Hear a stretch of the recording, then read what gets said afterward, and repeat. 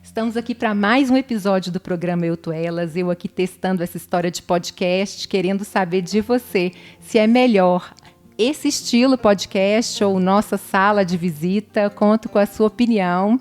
E hoje, toda vez que eu penso em um tema assim bem polêmico, eu trago a Bárbara Brant. Então, o nosso tema hoje é sobre fé tóxica.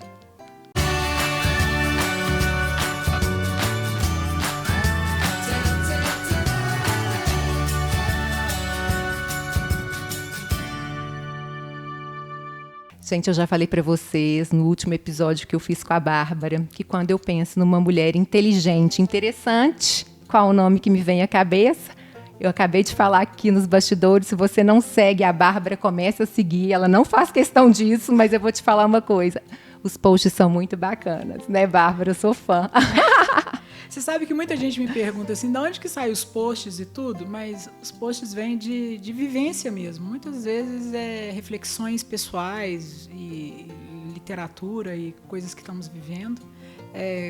Vivência de consultório e aí a gente coloca lá algumas reflexões. Eu acho sensacional. Que bom, fico feliz. Querida, eu pensei nesse tema. Sim.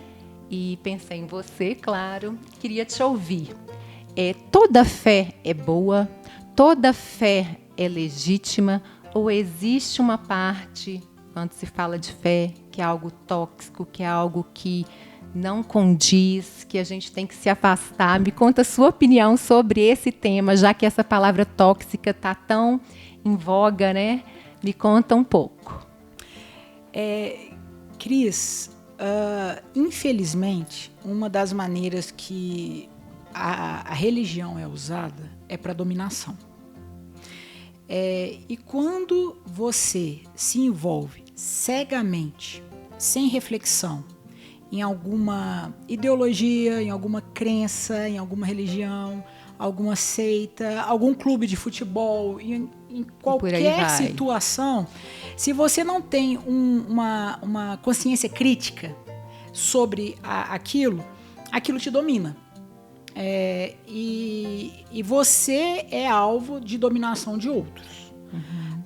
E, infelizmente, isso acontece com a fé religiosa. Lembrando que fé é crer, né? É você ter a sua crença, você depositar a sua crença, a sua expectativa sobre determinada coisa. Não necessariamente Deus. Tem gente que não acredita em Deus, mas tem a sua crença. Uhum. Não, nem toda fé é positiva. Infelizmente, tem gente que tem a sua fé cega na ciência. Uhum. E acha que a ciência é a salvação da humanidade. E não é.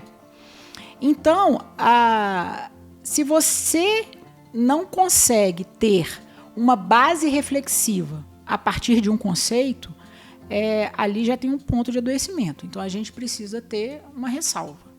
Se toda pessoa revoga para ele a verdade absoluta, a gente já tem que ter um cuidado ali.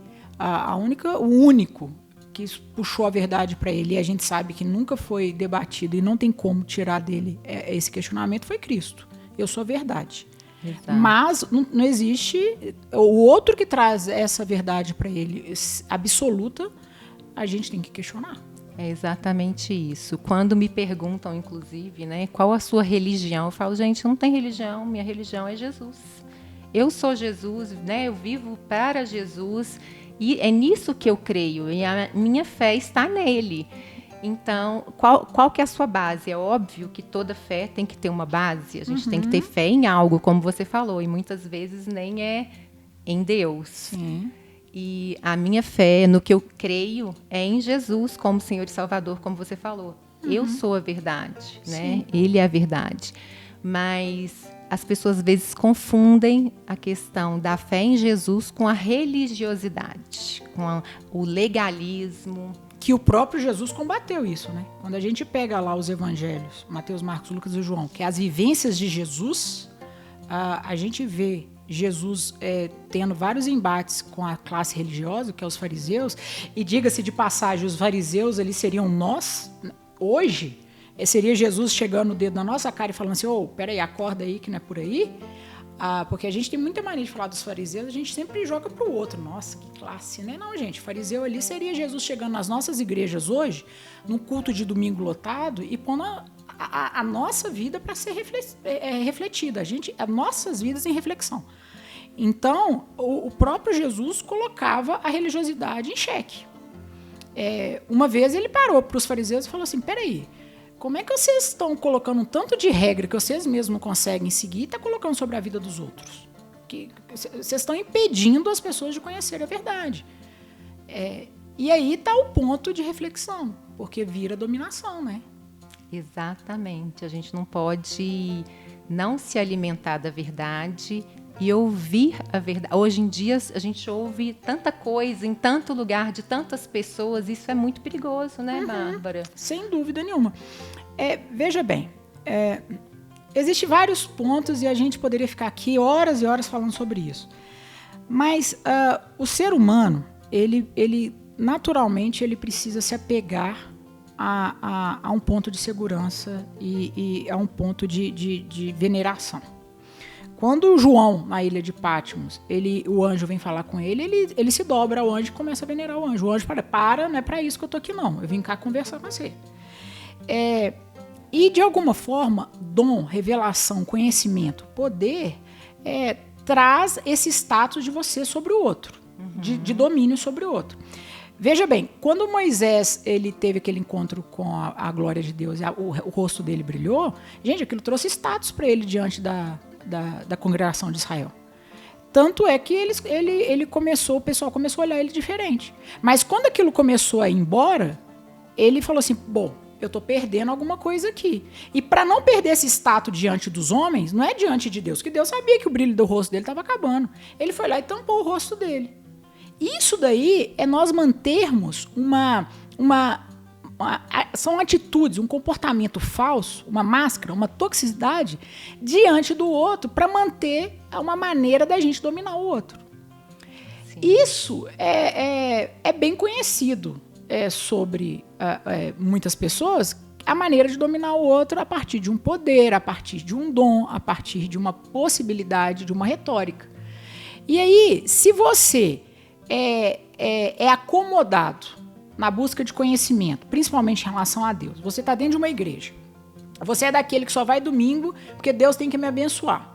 Então eu vou lá, eu canto 3 músicas, eu escuto o pastor fala que eu tenho que dar não sei quanto de dízimo, e o pastor falou eu tenho que dar, e nunca questiona. Aquele que fala a voz... Aquilo ali é a verdade. É a verdade. Nunca questiona, ele é governado pelo aquele que fala. Mas desde quando você põe aquilo ali como dúvida e começa a buscar conhecimento sobre aquilo, a Bíblia é clara. A regra de fé, a nossa regra de fé, como a partir da nossa prática de fé, é a Bíblia. E todo cristão, ele é responsável pelo seu autocuidado naquilo que ele desenvolve enquanto salvação. Deus já nos deu a inteligência, o raciocínio, a gente tem que buscar. O que Paulo fala disso é o desenvolver a salvação, é você crescer no conhecimento. É o que está lá em Romanos 12:2, né? A fé é racional, você tem consciência do que você crê, não é crer de uma maneira leviana. E isso vem de desenvolver uma racionalidade crítica. Então, você acha que tem muita gente que se acomoda naquilo ali quase que intencionalmente? Por exemplo, a pessoa, não, tá bom desse jeito, eu já vou domingo ao culto, eu já escuto ali alguma coisa, eu já... Cris, todas as nossas escolhas, elas trazem responsabilidade. E nós arcarmos com as nossas responsabilidades é muito pesado, é difícil. É verdade. Você falar assim, eu tenho o João e o Antônio para escolher para casar. Eu caso com o João ou com o Antônio? Isso é uma dúvida cruel. Se eu for casar com o João, eu perco o Antônio. Se eu casar com o Antônio, eu perco o João. Quando eu outorgo o outro direito de falar assim, faz isso, a culpa é dele, da consequência. É muito fácil eu entregar para o outro a responsabilidade de me falar o que eu tenho que fazer na minha vida espiritual. Mas a consequência é sua, não é do outro. E aí? E aí o outro me domina, né? Exatamente. E se o outro está te dominando, você não está buscando no Senhor aquilo que Ele quer que você desenvolva. Inclusive, quando Deus ele nos chama para esse raciocínio lógico, nos chama. Ele já nos deu algo que é o essencial, que é o Espírito Santo. Sim. Ele já nos deu. Então, Sim. cabe a nós, né, Sim. usarmos esse poder que nós temos e colocar diante do Senhor. Senhor, fala através do seu Espírito, porque muita gente fala assim, mas eu não entendo nada, parece que eu estou lendo grego, eu não tenho essa desenvoltura na palavra. Então, às vezes, é isso mesmo, a pessoa está ali... Falando propriamente dito da fé cristã, de um relacionamento com Cristo. O Espírito Santo ele foi enviado como consolador e como aquele que vem no lugar de Jesus para ser o que desenvolve a nossa fé hoje. E a Bíblia, ela é revelação. Ela não é simplesmente algo a ser estudado. Então, ela é viva. Então, quando a gente se debruça, e aí por isso que existem as disciplinas espirituais, exato, porque a gente não acorda todo dia... morrendo de vontade. Nossa, hoje o meu maior desejo é parar tudo e ficar só lendo a Bíblia. Todo mundo fala pra mim assim, porque eu acordo todo dia, 4h30 da manhã pra malhar. Ai, porque senão Deus, eu não consigo por causa dos atendimentos. Aí todo mundo, como é que você consegue? Eu falei, gente, eu não consigo, eu odeio, eu detesto, tem pavor. Você acha que eu quero acordar 4h30 da manhã pra ir malhar? Mas se eu não fizer isso, não vai ter opção. eu não tenho qualidade de vida, eu preciso de qualidade de vida. É igual a leitura da Bíblia. Eu não acordo todo dia e falo assim, não, que delícia, tô doido pra ler a Bíblia. Mentira, ninguém quer. Isso é uma disciplina, você aprende. E à medida que você vai desenvolvendo a sua habilidade, o seu conhecimento, você vai crescendo em conhecimento, em consciência cristã. Você vai desenvolvendo, até para você argumentar com o outro. E aí, quando um outro vem falar uma bobagem, eu já escutei de púlpito, misericórdia. Aí você fala assim, gente, olha que ponto nós chegamos, que o caminho estreito é Jesus e o caminho largo é o comunismo. Cuidado. Na hora eu levantei e falei, gente, estou indo embora. Que perderam o ponto aqui de acesso, onde que a gente tá, o que a gente está pregando. Gente, quando a gente sabe do que é o cristianismo, o que é bibliocêntrico, a gente não tem como usar argumentos para tentar trazer outras questões. Não é aí que a gente tem que entrar. Não é sobre isso. Não é sobre isso. A igreja... Bárbara, então você acha que não tem que falar sobre política na igreja? Tem. A igreja ela precisa tratar todos os assuntos. Mas tem um lugar certo para falar sobre isso e usar os argumentos honestos e não argumentos desonestos. Mas isso aí a gente desenvolve a partir de uma consciência crítica. Não, vira tóxico e de dominação e sobre o uso do poder, que era o que você estava falando no início. Aí, como a gente já viu várias histórias, se você não votar no meu candidato, você está errado, você vai pro inferno. Ou se você não faz conforme eu acho que você deva fazer, se você não casar com fulano, você está indo pro caminho errado. Se você... aí tá tudo errado, gente. Não é isso. Aí você está diminuindo o agir do Senhor, do Espírito Santo. Não, você não tá... Eu acho que aí a gente não está falando nem de diminuir o agir do Senhor, a gente não está falando nem de fé mais cristã, né? A gente está falando de outra coisa. Isso aí não é cristianismo. O cristianismo é quando Cristo é o centro e ele governa. Viver Cristo. Quando Cristo está fora do centro e quando é outro que governa, isso aí já é outra coisa.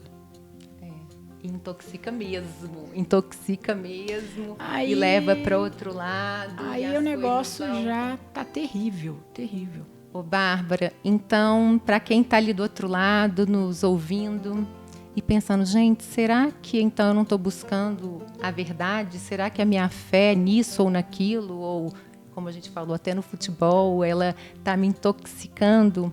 Qual seria o seu recado para essa pessoa que ficou na dúvida? O que é isso? Qual que é essa verdade? Do que esse povo está falando? Ô, Cris, nós estamos na era do hedonismo e do entretenimento. O que a gente tem mais ofertado aí hoje é a facilidade de encher a nossa cabeça com qualquer coisa que a gente quiser. Nós precisamos ser disciplinados para pormos dentro da nossa cabeça aquilo que é saudável para nós. Amém. Então, busque frequentar lugares que vão edificar a sua vida. Procure conversar com pessoas maduras, conscientes, que venham enriquecer a sua vida. E, gente, leitura. Gente, nós temos tantos autores riquíssimos. Para mim, é inconcebível estarmos hoje falando com cristãos aí de 5, 10 anos de igreja, que nunca leu C.S. Lewis, Cristianismo Puro e Simples, John Stott, nunca leu Timothy Keller, não sabe nem que autores são esses. Gente, para de gastar tempo com celular, com Facebook, com Instagram, Para mim é um absurdo chegar lá um relatório de redes sociais que uma pessoa ficou 2 horas numa rede social num dia. Eu falei, gente, não 2 horas é pouco. 2 horas... Não tem cabimento um negócio desse, gente. Aí a pessoa fala que é difícil parar para malhar. Parar para... e aí? Então, o que a gente precisa de fato é disciplina. Aí a pessoa confunde motivação com disciplina. Motivação é você entender que você precisa mudar de vida. Aí você está tendo uma motivação. Mas disciplina é o que te coloca no caminho todos os dias. Então, é você, de fato, buscar se encher daquilo que você precisa se encher. E se você entende que você não está no lugar legal, que você está sendo dominado, que você está vivendo uma fé tóxica, gente, muda de lugar, muda de caminho. Procure andar com pastores que te façam crescer, que te põem para crescer e não te domine. É o caminho. Amém. É isso aí. A gente tem a Bíblia aí, né? À nossa disposição, graças Sim. a Deus. Podemos abrir e ler essa palavra maravilhosa, essa carta maravilhosa de amor. Então, abra, discipline, faça a sua parte. A ação tem uma parte que cabe a nós, né, Bárbara? Sem dúvida. O que Cristo precisava fazer para nos alcançar, Ele já fez. Agora, resta a nós termos uma vida, de fato, buscando a Cristo, né? Amém. Então, que a sua fé seja uma fé saudável, uma fé que traga edificação e que a sua vida seja usada para salvação, para derramar amor para onde quer que você vá. Eu queria agradecer mais uma vez. Obrigada, Prazer. Querida. Obrigada, 8 Filmes. Obrigada, SciFresh, pelo patrocínio. Vida por Vidas. Obrigada pelo empréstimo aqui do estúdio. A você que está aí do outro lado nos assistindo. Lu Menezes, pelo look. E Jador, pelos acessórios. Obrigada, gente.